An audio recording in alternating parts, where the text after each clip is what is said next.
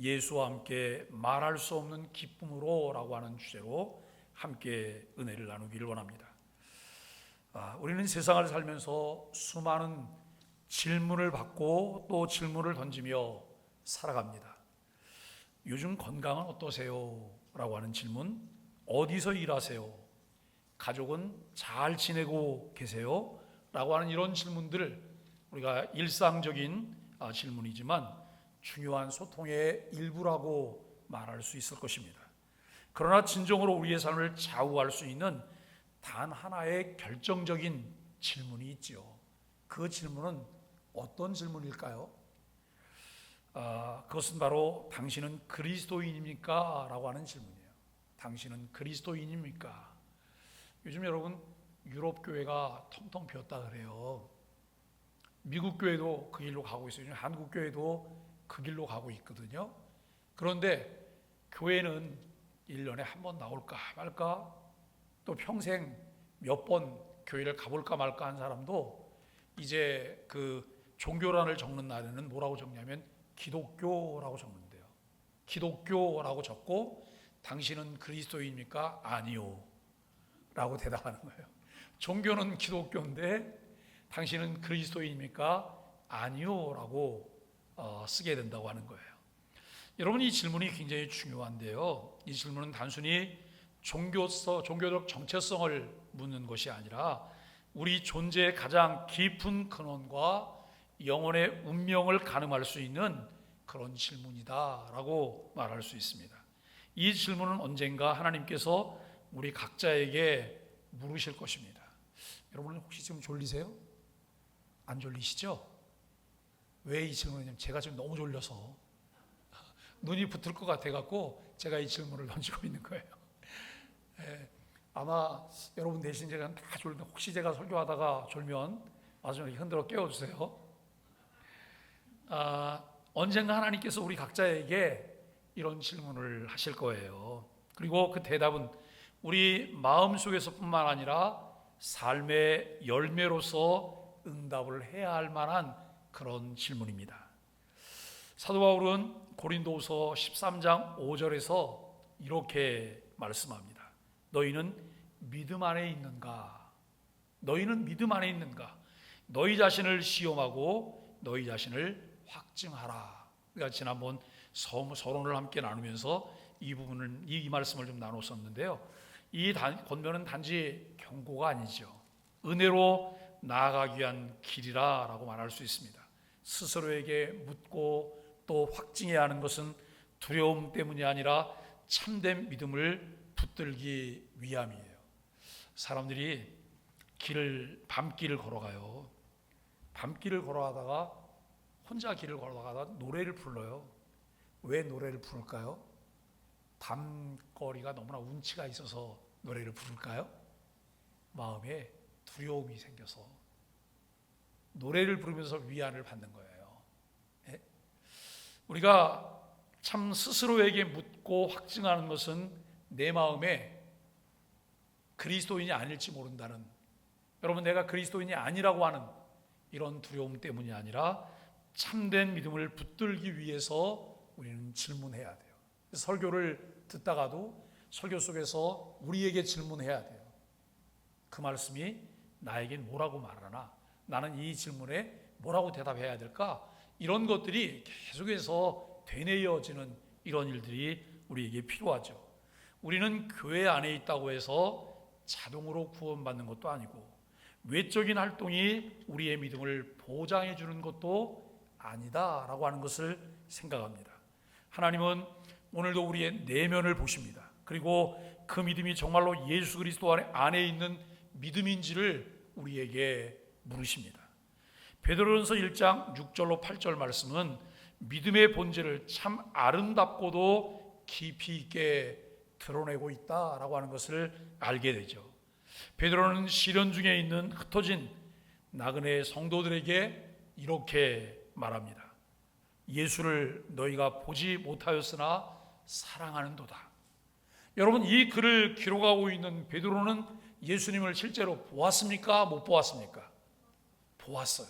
그런데 이 베드로가 소아시아 지역에 흩어져 있는 나그네와 같은 그들에게 편지를 쓰면서 그들은 예수님을 실제로 보지 못한 사람들이기 때문에 여러분 이렇게 말을 해요. 예수를 너희가 보지 못하였으나 사랑하는도다. 이제도 보지 못하나 믿고 말할 수 없는 영광스러운 즐거움으로 기뻐하니 라고 말하고 있습니다. 이 한 구절 안에 참 신앙의 정수가 다 담겨 있지요. 이들은 예수님을 눈으로 본 적이 없습니다. 우리도 예수님을 눈으로 본 적이 없으시죠? 우리 혹시 이렇게 기도하시는 분 계세요? 예수님 좀 보게 해주세요. 예수님 좀 보게 해주세요. 여러분 어리석은 기도예요. 왜요? 이미 우리는 성경을 통해서 예수님을 맨날 보고 있고 맨날 만나고 있어요. 그럼에도 불구하고 그 예수님이 내 앞에 환상처럼 나타나면 내 믿음이 더 깊어질 것 같은 생각을 하는데 그것은 착각이에요. 일시적으로 지나가는 거예요. 그게 아니고 늘 그분과 함께 내가 여러분 인격적인 교제를 나누면서 여러분 그분이 우리 안에 계시고 내 곁에 계시고 나와 함께 하신다는 사실을 믿는 일들이 우리에게 필요해요. 이들이 예수님을 눈으로 본 적이 없지만 그분을 사랑하고 믿고 그 믿음 안에서 말할 수 없는 영광스러운 기쁨을 누리는 사람들이라고 하는 거예요. 오늘날 예수 그리스도를 주로 믿고 고백하는 모든 사람들이 이 영광스러운 즐거움을 누리는 사람들인 거예요. 여러분은 한번 생각해 보세요. 여러분 감정이 슬퍼요. 감정이 슬픈데 기뻐하는 건 쉽지 않죠. 감정이 기쁘면 기뻐하는 거예요. 내 상황이 슬픈 그 상황이에요. 슬픈 상황임에도 불구하고 내가 여러분 기뻐할 수 있을까요? 기뻐할 수 있죠. 무엇 때문에요? 일시적인 상황이 아니라 영원한 상황이 내 옆에 있는 것을 확신하고 그것을 보기 때문에 우리는 일시적인 것이 나를 뒤흔들 수 없다는 거예요. 그런데 우리는 영원한 것에 뿌리를 내리고 있다고 하지만 영원한 것보다는 일시적인 것 때문에 늘 흔들리는 이런 삶의 모습들을 가지고 있는 것을 보게 돼요. 우리가 그렇게 연약한 존재예요. 약한 존재다라고 하는 것을 우리는 생각합니다. 여러분 기쁨은 단지 좋은 일이 있어서 생기는 감정적인 흥분이 아니에요. 바울이 감옥에 갇혔어요. 빌립보 감옥에 갇혀 있고 또 여러분 훗날도 그는 또 여러분 감옥에도 투옥되어져요. 그가 감옥에 갇힌 이유는 죄를 지었기 때문이 아니에요. 그리스도의 복음을 전하다가 그들과 다른 생각을 가지고 있고 그들과 다른 것을 믿고 있기 때문에 박해를 당하고 핍박을 받고 감옥에 갇히는 거예요. 지금 당장 상황이 감옥에 갇혀 있잖아요. 근데 감옥에 갇혀 있는 이 바울이 감옥 밖에 있는 빌립보 교인들에게 뭐라고 말하냐면 내가 너희에게 다시 말하노니 기뻐하라 그래요. 내가 너희에게 다시 말하노니 기뻐하라. 이걸 우리말로 여러분 이렇게 풀어서 말하면 좋은 말로 할 때 기뻐해. 이렇게 말할 수도 있을까요? 내가 다시 말하노니 기뻐하라는 거예요. 지금 상황은 감옥에 자기가 갇혀 있는데 감옥 밖에 있는 사람 보고 뭘 기뻐하라는 거예요? 여기에서 바울이 기뻐하는 기쁨의 가치와 근거가 여러분 다르다고 하는 것을 알게 되는 거예요. 우리가 살다 보면 나이가 들어가면서 점점 어떠세요? 점점 더 즐거운 일이 많이 생기죠? 점점 더 춤을 출 만한 일들이 막 더 많이 생기세요? 그렇지 않아요. 상황이 점점 힘들어져요. 예? 어제도 시장님 말씀하시는데 안산이 노인 인구가 참 빠른 속도로 많아지고 있다는 거예요. 지금 여러분 한 15% 정도라 그래요. 조금 지나면 25%가 된대요. 점점 노인 인구가 많아지고 노인 인구가 많아지다 보니까 여러분 이 일할 수 있는 인구가 줄어드는 거예요. 요즘 몇 살부터 노인이냐 이것에 대한 이야기가 굉장히 많잖아요. 지금 몇 살부터 노인인 거예요? 65세부터 노인이거든요. 65세가 되면 어김없이 여러분 카드를 하나 줘요. 지공카드라고. 지하철 공짜로 타는 카드예요. 저도 지공카드를 받아놓고 아직 한 번도 안 탔는데 저 언제 한번 직원카드를 가지고 여행 한번 해보려고 생각하고 있어요. 그런데 그것에 대한 이야기가 지금 계속 많아지고 있어요. 노인 연령을 3개가 나오더라고요. 70세로 할까? 72세로 할까? 78세로 할까? 여러분 생각하기에는 몇 세로 하는 게 맞을 것 같아요? 70세요. 근데요, 70세 되신 분들이 뭐라 하는지 아세요? 나는 너무 젊었거든. 나는 너무 젊었고 나는 지금 청춘이야, 이렇게 얘기해요. 그럼 이 사람들 때문에 72세 된 분들이 뭐라고 말하는지 아세요? 70세나 72세나 거기서 거긴데 무슨 72세로 하냐고, 78세로 하자. 근데 78세는요 너무 또 나이 드신 분들이 많으세요. 예? 젊은 분들은 굉장히 젊었지만 너무 연세가 많이 드셔서 거동도 힘드신 분도 꽤 있으신 거예요. 그래서 몇 세가 노인 연령일까? 이건 뭐 개인 차에 따라서 많이 다를 것 같은데 저는 한 70세 정도라면 좋지 않을까라고 생각해요. 70세로 하면 이런 복지 혜택 주는 것도 70세 이후로, 그 다음에 이제 그 퇴직하는 것도 다 그 이후로 이렇게 이제 할 수 있겠죠. 근데 점점 더 나이가 많아지잖아요. 제가 웬만한 어른들 그렇게 얘기하다가 뭐라고 얘기해요? 아유, 앞으로 뭐 100세 얼마 안 남았는데 100세 훌쩍 넘겨 잘 사시겠는데요? 제가 이렇게 말씀을 드려요. 그분들이 이렇게 말해요. 몇 살이 지나면 그 다음부터는 하루가 1000년 같다는 거예요. 예? 1000년이 하루처럼 휙휙 지나간다는 거예요. 이 말 틀리지 않은 말이거든요. 우리는 어떤 상황들이 내 앞에 펼쳐져 있기 때문에 상황 때문에 내가 기뻐하고 상황 때문에 슬퍼한다고 한다면 우리는 매일매일 웃는 날보다는 슬픈 날이 더 많을 거예요. 달력에다가 표시라는 거예요. 아주 즐거운 날은 동그라미, 약간 좀 이것도 아니고 저것도 아닌 날은 세모, 그리고 조금 좀 마음이 불편한 날은 X. 여러분 한 달 중에 동그라미가 몇 개나 쳐질 것 같아요? 아, 나는 31개예요. 이런 분이 계실까요? 세모는 몇 개나 나올까요? 이거 어쩌면 세모가 제일 많을지도 몰라요. 그런 정도로 상황들은 편안하지 않아요. 그런데 여기서 말하는 기쁨은 주님과의 살아있는 관계에서 우러나오는 깊은 만족과 감격이에요. 혹시 여러분 성경 읽다가 눈물 뚝뚝뚝뚝 흘려보신 적 있으세요? 찬양하다 눈물 뚝뚝뚝뚝 흘려보신 적 있으세요? 기도하다가 눈물 뚝뚝뚝뚝 흘려보신 적 있으세요? 이것을 경험하지 못한 사람은요, 지금 요 문장이 이해가 잘 안 될 거예요. 이 기쁨은 주님과의 살아있는 관계에서 우러나오는 깊은 만족과 감격이라는 거예요. 길거리 다니다 보면 요즘은 실없는 사람들 되게 많거든요. 혼자 떠들고 다녀요. 또 혼자 막 웃기도 해요. 그리고 혼자 뭐 막 말을 해요. 근데 그 사람들 결국 혼자 말하는 게 아니잖아요. 여기에 다 있잖아요. 그죠? 상대가 여기에 있거든요. 우리는 어떠세요? 주님과 내가 함께 대화해요. 주님이 계시다는, 살아계시다는 것을 인정하세요? 주님이 내 곁에 계심을 여러분 확신하세요? 아유, 목사님 아무리 들러와도 보이지도 않아요. 예? 보이지도 않는데 주님이 어디 있다 그러는 거예요? 이분은 신앙을 다시 한번 고민해 보셔야 돼요. 그분과 인격적인 관계예요. 인격적인 교제예요. 누가 뭐라고 하든 나는 룰루랄라면서 흥얼흥얼하면서 여러분 찬양하고 기뻐하고 그렇게 살 수가 없을까요? 있지요. 그게 예수 믿는 사람들의 비결이에요. 예수님과 함께 할 때 말할 수 없는 기쁨이 우리 안에 있다고 하는 거예요.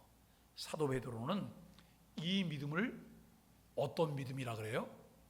금보다 귀한 믿음이라 그래요. 예? 금보다 귀한 믿음이다 라고 말을 해요. 너희 믿음의 확실함은 불로 연단하여도 없어질 금보다 더 귀하다라고 하는 것을 말하고 있어요. 즉 참된 믿음은 세상의 그 어떤 가치보다 뛰어난 것이고 그 믿음은 시련 속에서 더욱 분명하게 드러난다는 거예요. 그냥 바람 훅 불면 훅 날아가고 훅 불면 날아가고 무슨 일만 있으면 없어지고 그게 무슨 믿음이에요? 예? 이제 신앙이 좀 굳건해졌을까? 이제는 좀 괜찮아졌을 거야? 함께 뭘 한번 해볼 만할 거야? 그랬더니 넘어져고 일어날 생각을 안 해요. 뭘 같이 하겠어요? 뭘? 아니에요, 여러분. 다 지나가셔야 돼요. 다 지나가셔야 돼요. 제가 이제 저희 어머니한테 어머니 여행 좀 한번 가실까요? 그랬어요. 그랬더니 우리 어머니가 뭐라고 말하냐면 40일 동안은 꼼짝 못한대요. 왜요? 40일 동안 교회에 그 80세 이상 된 권사들이 교회를 위해서 작정 기도를 하기로 시작해갖고 작정 기도를 하기 때문에 꼼짝할 수가 없대요. 제가 그래서 어머니 평생 기도하시고 이제 90이신데 좀 갔다 오시면 안 되겠냐고 목사가 하는 말이에요. 지금 이게 안 된대요. 새벽 기도 갔다 와서 집에서 아침 먹고 성경 보다가 10시 지나면 교회로 가야 된대요. 기도하러 다 모이기 때문에 기도하러 가야 된다는 거예요. 제가 여러분 그렇게 말하면서도 마음에 흐뭇함이 있는 거예요. 그래, 이런 분들 때문에 한국 교회가 지탱하고 있지. 자기들 나이가 많아서 교회를 해서 할 수 있는 일이 아무것도 없다는 거예요. 그런데 거기서 그런 얘기 하다가 나온 얘기는 우리가 할 수 없는 교회 없냐? 우리 다른 거 못해도 기도하지 않냐? 기도할 수 있지 않냐? 또 옛날에 기도 생활 많이 했던 기도 선수들인데 우리가 40일 작정 기도를 좀 하자. 이렇게 얘기하고 기도하신다는 거예요. 너무 즐거운 일 아니에요? 여러분 기도하면 무슨 일이 벌어져요? 기도하면 근심이 없어져요. 기도하면 잡념이 없어져요. 기도하면 남의 말 하지 않아요. 기도하면 다른 사람 비난하지 않아요. 이거는 너무나 정확한 거예요. 기도하면 나에게 평강 주세요. 기도하면 은혜를 베풀어 주시고 기도하면 마음이 기뻐요. 그리고 주 안에서 기다림을 갖게 된다는 거예요. 오늘날 우리는 종종 착각해요. 교회 오래 다니고 예배에 빠지지 않고 기도와 헌신의 모양이 있으면 그것이 곧 참된 믿음의 증거라고 생각해요. 목사님 나는 기도하려고 앉아서 한 3분만 기도하면 더 이상 기도할 게 없어요. 그건 믿음이 굉장히 좋으신 거죠? 굳건한 믿음 가지고 한 번만 딱 기도하면 더 이상 할 기도가 없잖아요. 여러분 싸한 부분은 3분 이상 대화가 안 돼요. 할 말이 없어서요. 그런데 알콩달콩 사랑이 많은 부분은요 3분이 뭐예요? 밤새 얘기해도 얘기할 게 있는 부부가 알콩달콩 부부 아닙니까? 예? 주님과의 관계도 그 사랑의 관계예요. 그 인격적인 교제가 이루어질 때 내가 주님과 깊은 대화가 가능하다는 거예요. 이것이 여러분 신앙의 정수를 맛볼 수 있는 그런 일들입니다. 하지만 성경은 우리에게 무엇을 말할까요? 아나니아와 삽비라에 관한 이야기를 해요. 아나니아와 삽비라가 교회 안에 있었지만 성령을 속였어요. 여러분 아나니아와 삽비라가 성령을 속였다가 그들이 죽게 됐다고 해서 그들을 과소평가하시면 안 돼요. 기하급수적으로 늘어나는 초대교회에서 여러분 큰 결단을 하고 헌신하겠다고 헌신했던 사람이에요. 보통 사람이 아닌 거예요. 그럼에도 불구하고 이들이 성령을 속이다가 이 일을 당했잖아요. 유다는 예수님의 제자였어요. 12명의 제자 중에 한 사람이었어요. 이 유다가 예수님의 제자였지만 결국 스승을 팔아먹었어요. 예수님을 따라다녔고 예수님과 함께했고 예수님의 제자로서 여러분 그 제자 공동체의 재정을 맡았던 사람이지만 가룟 유다는 예수님하고 욕에 맞질 않았어요. 뭐가요? 코드를 맞추지 않았어요. 초점이 맞질 않았어요. 예수님과는 전혀 다른 생각을 가지고 무엇을 하고 있었다라고 하는 것을 우리는 알게 돼요. 예수님은 10처녀에 비유해서 끝까지 갔지만 기름이 없는 5처녀는 문 안에 들어가지 못했다라고 말씀하십니다. 이것이 우리에게 주는 메시지는 너무나 분명해요. 겉모습이 아니라 중심의 믿음이 중요하다는 것입니다. 오늘 우리가 신앙생활하면서 신앙생활의 진위를 무엇으로 확인할까? 신앙생활의 진위를 이 사람이 가짜일까 진짜일까, 익었을까 설익었을까 아예 안 익었을까, 무엇을 가지고 분별해요? 성경은 이렇게 말을 해요. 그 열매로 알게 된다고. 열매로 알게 된다는 거예요. 예수님 닮은 열매, 예수님의 성품이 나타나는 열매, 그 열매를 통해서 우리가 진짜인지 알게 된다는 거예요. 겉모양이 번듯하고 화려하다고 해서 그것이 진짜가 아닐 수 있어요. 속사람이, 중심이 믿음의 사람인 것이 필요해요. 그 중심에는 반드시 예수 그리스도를 향한 사랑과 그분 안에 누리는 기쁨이 있어야 한다는 거예요. 자, 여러분 한번 곰곰이 생각해 보세요. 어떤 현상 앞에, 어떤 상황 앞에 내가 무너졌어요. 그러면 그때는 이렇게 물어보셔야 되는 거예요. 주님, 꽝인가요? 꽝인가요? 그동안 내 안에 있었던 기쁨이나 내 안에 있었던 감동이나 내가 가지고 있던 열매나 이런 것은 뭐였어요? 주님 뭐라고 말을 해요? 야, 언제 그게 있었냐? 이렇게 말할까요? 주님은 반드시 이렇게 말할 거예요. 아니야. 늘 올라가는 것만 있는 게 아니고 가끔은 내려올 때도 있는 거야. 다시 또 올라가게 될 거야. 이게 우리 인생이에요. 내 신앙이 무르익었다고요? 완성이 됐다고요? 이제는 완전하다고요? 아니에요. 그래서 우리가 성화를 말할 때 무슨 성화를 말해요? 점진적 성화예요. 점진적 성화. 그러니까 여러분, 신앙이 없는 사람은, 믿음이 깊지 않은 사람은요, 이게 커요. 이게 폭이 땅바닥으로 떨어져서 완전히 엎드렸다가 또 천정을 뚫고 갈 것 같은, 여러분 그게 그냥 뛰었다가 떨어졌다. 근데 점점 익어가면 이 폭이 좁아지는 거예요.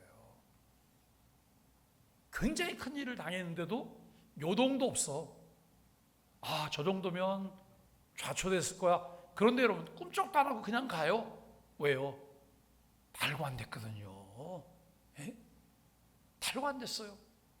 견뎌낼만 하는 거예요. 내성이 생긴 거예요.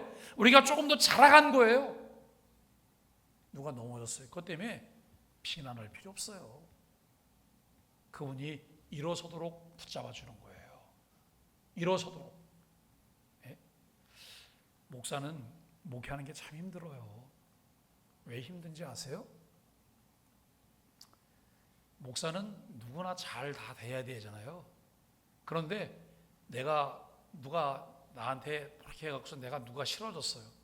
그런데 여러분, 목사님이 그 사람하고 가서 무슨 얘기를 소곤소곤 해요. 그러면 그것 때문에 목사님 내 편이 아니잖아. 편이 어디 있어요? 편이. 예? 다 주편이지. 이게 어려워요. 그리고 저는 늘 얘기지만, 제가 우리 교회 처음 왔을 때 여기 예배를 인도하려고 쓰잖아요. 그러면 저 뒤에서 사람들에게 이런 모습이 보여요. 귀에 대고 소곤소곤 말을 해요. 다 쓸데없는 말은 아닐 거예요. 이 예배실에서 소리가 커질까봐 소곤거리고 말했을 거예요. 그래도 안 돼요. 왜요? 소곤거리고 말하면 그것을 보는 사람, 감정이 상해인 어떤 사람이 보잖아요. 그러면 무슨 생각을 해요? 내 흉 보는 거야. 내 얘기하는 거야. 이 생각을 하는 거예요. 예? 상대는 전혀 그런 얘기가 아닌 얘기를 하고 있는데도 그렇게 얘기를 하는 거예요. 그래서 여러분, 귓속말 하는 거, 그거는 하지 마셔야 돼. 그럼 귓속말 하는 어떻게 얘기해야 돼요? 이거로 해요? 저는 우리 교회 와서 이것 때문에 트라우마가 보통 큰 사람이 아니에요. 이거 하지 마세요. 어떤 대답을 주고받는 것 간단하게 할 수 있으니까 하지만 이거로 대화하지 마세요.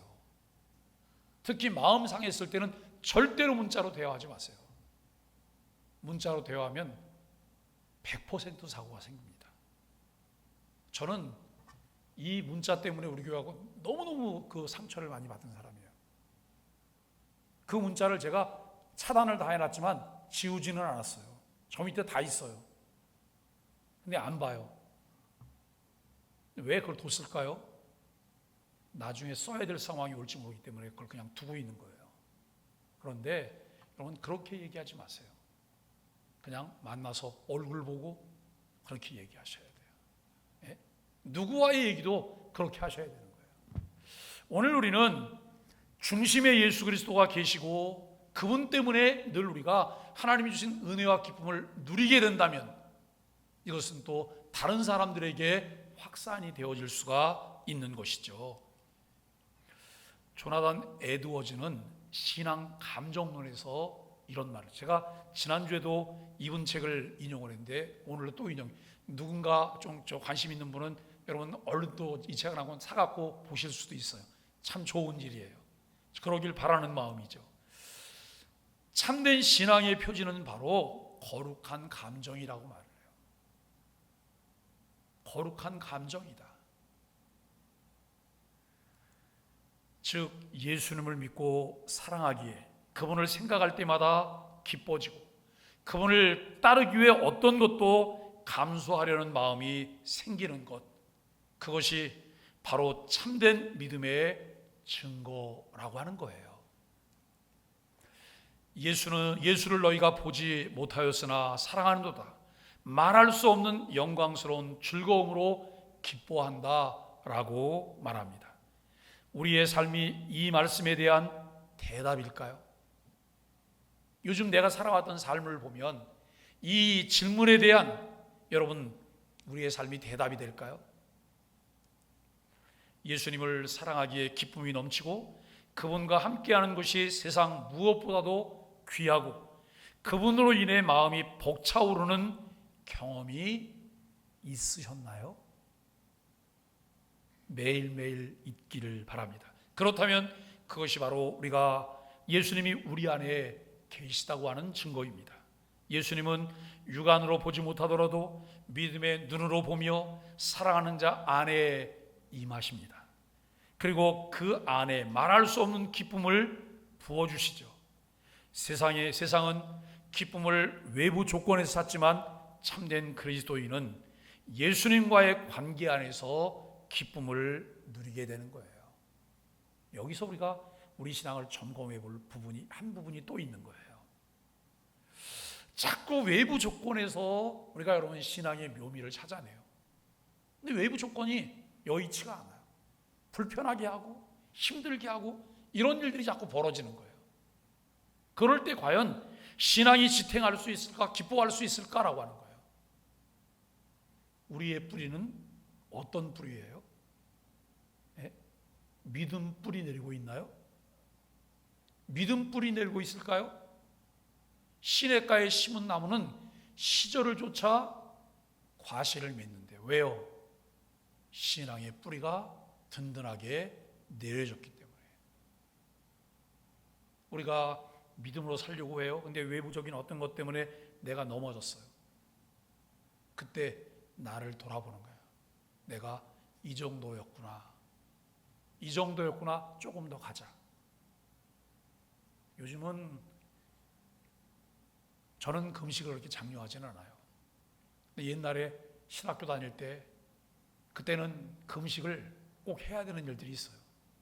방학만 하면 기도원을 가는데 밥을 사 먹을 돈이 없으니까 그냥 공식하는 거예요. 얼마나 배가 고픈지 몰라요. 여러분 철행하잖아요. 먹을 걸 두고 금식하는 거고 먹을 게 없어갖고 여러분 굶으면서 금식한다고 말하는 건 좀 다르단 말이에요. 우리들이 정말 하나님 앞에서 여러분 금식을 하고 애를 쓰면서 기도해요. 그래서 기도원 가서 한 3일, 4일, 때로는 일주일, 주일을 거기서 보낼 수는 없으니까 금요일이나 토요일에 이제 돌아오게 되는데 돌아올 때 어쩌면 그렇게 핫도그가 맛있어 보이는지, 예? 그래서 꼭 핫도그를 사들고 집에 들어와요. 동생들을 주는 거예요.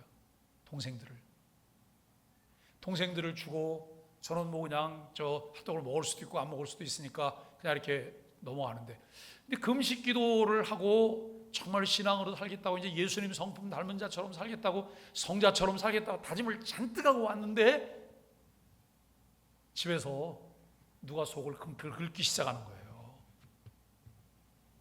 어김없어요. 가서 기도원 가서 은혜 받고 여러분 금식하고 그 마음을 새롭게 하고 오잖아요. 그러면 생전 안 그러던 사람이 마음을 긁어갖고 속을 다 뒤집어 놔요. 나중에는 열이 나고 화를 확 냈어요. 여러분, 그렇게 허탈할 수 없어요. 이런 정도였냐? 이거 진짜 꽝이구나. 근데 여러분, 우리 모습이 본래 그런 거예요. 예? 가서 며칠 기도했다고 성자처럼 쑥 이만큼 자라있어요? 아니에요. 올라갔다 내려갔다 올라갔다 내려갔다를 수없이 반복하는 거예요. 그러면서 우리가 말씀과 함께 걸어가셔야 되는 거예요. 예? 소망의 아침 묵상 우리가 아침마다 하잖아요. 왜 이거 아침마다 해요? 건성으로 하지 마시고 정말 비중 있게 노트 작성해 가면서 여러분 소망의 아침 해보세요. 훨씬 더 내게 흘러 들어오는 진액이 많을 거예요. 더 견고한 뿌리를 만들어주게 될 거예요. 여러분, 그렇게 될 때 예수님 안에서 우리가 갖게 되는 이 기쁨은 세상이 줄 수도 빼앗을 수도 없다는 거예요. 고난이 있더라도 믿음은 그 고난을 통과하게 하고, 시련이 있더라도 믿음은 그 시련 속에서 금같이 빛나게 만들게 될 것입니다. 그리고 그 믿음은 반드시 기쁨을 낳습니다. 그 기쁨은 영광으로 연결되는 기쁨이죠. 그러므로 이제 다시 이 질문 앞에 서야 합니다. 나는 예수님을 사랑하는가? 예수님과 함께 말할 수 없는 기쁨을 누리고 있는가? 내가 여러분 찬양하던데 이 안에서 막 샘솟는 기쁨이 있는 거예요. 너무 즐거운 거예요. 누구한테 말하지 못해 표현하진 않지만 여러분 이게 넘쳐나는 거예요. 이게 신앙생활 아니에요? 이리고 여러분 집으로 돌아가요. 집으로 돌아가서 남편이 나를 긁어도 그걸 또 이길 힘을 가지고 또 견뎌내고 나가는 거예요. 남편은 왼수가 아니에요. 남편은 싸움의 대상이 아니에요. 남편은 누구예요? 남편은 내 선교 대상인 거예요. 내 전도 대상인 거예요. 그럼 전도 대상한테 화내실 거예요? 화내시면 안 되잖아요. 네? 화 안 내는 척 하지 마시고 진짜 속사람이 변해서 남편을 사랑으로 잡아서 잡수셔야 돼요. 그래서 남편이 나만 보면 너무 기분이 좋아지셔야 되는 거예요. 내 아내가 천사구나. 내가 내 아내하고 살길 정말 잘하는 것 같구나. 이 생각을 하게 해야 되잖아요. 그냥 가서 있는 대로 바가지는 박박 다 긁어서, 남편이 바가지를 긁으시면 여러분 시장에 가서 바가지 하나 사세요. 그래서 바가지 갖다 줘요. 숟가락하고 그거 긁고 있으라고. 우리는 정말 예수님과 함께 말할 수 없는 기쁨을 우리가 누리고 있는가라고 하는 거예요. 이 질문은 단순한 확인이 아니에요.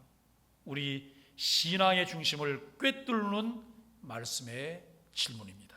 그리고 이 질문은 우리를 회개하게 하고 다시 예수 그리스도를 바라보게 하고 그분과 함께 걷는 삶을 다시 시작하게 만듭니다. 예수님과 함께 말할 수 없는 영광스러운 기쁨으로 매일매일을 살아가십시오. 그것이 참된 믿음의 길입니다. 그리고 그것이야말로 주께서 마지막 날 우리를 향해서 착하고 충성된 종아라고 말씀하실 참된 신자의 길입니다. 예수를 너희가 보지 못하였으나 사랑하는도다. 이제도 보지 못하나 믿고 말할 수 없는 영광스러운 즐거움으로 기뻐하니. 이 말씀이 우리 소망의 가족들의 신앙 고백이 되시기를 주님의 이름 간절히 축복합니다.